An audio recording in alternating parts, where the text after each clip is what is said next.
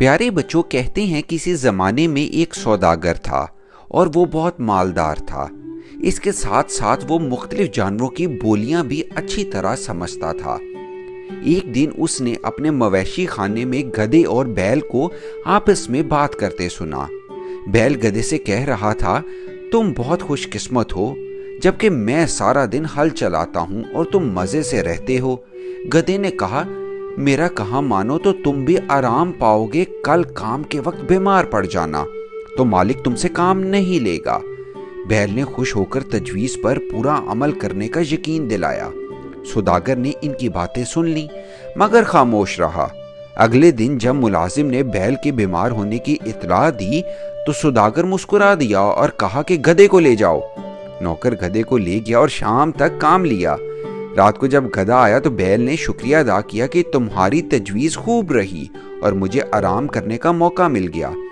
गधा दिन भर मुशक्कत से चूर चूर था। उस वक्त तो खामोश रहा, लेकिन जी में सोचता रहा, अच्छी नसीहत की कि खुद मुसीबत में फंस गया।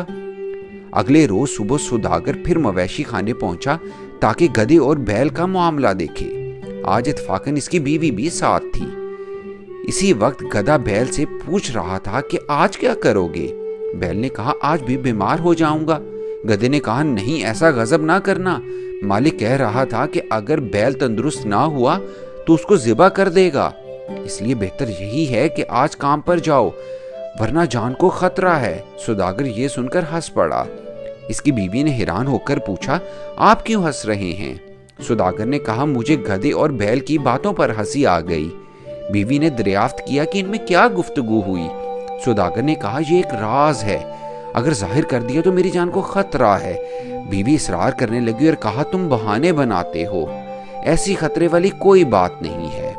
सौदागर ने उसे बहुत समझाना चाहा, लेकिन वो अपनी जिद पर अड़ी रही और साथ ही रोना पीटना भी शुरू कर दिया।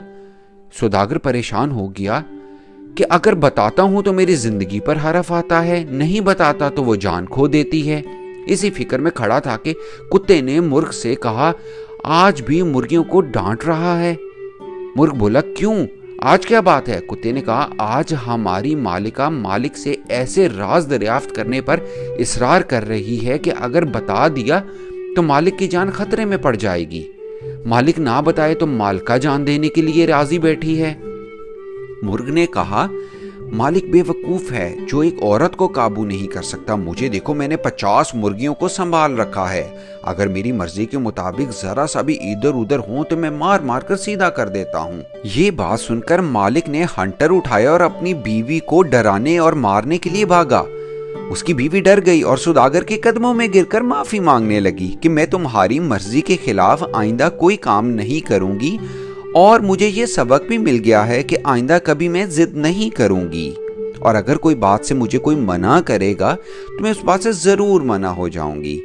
प्यारे बच्चों, इस कहानी से हमें भी ये सबक मिलता है कि अगर कोई अक्लमंद इंसान हमें किसी बात से मना करे तो हमें उस बात से ज़रूर मना हो जाना चाहिए और वजह जानने के लिए ज़िद नहीं करनी चाहिए, क्योंकि ज़िद करना बुरी बात है।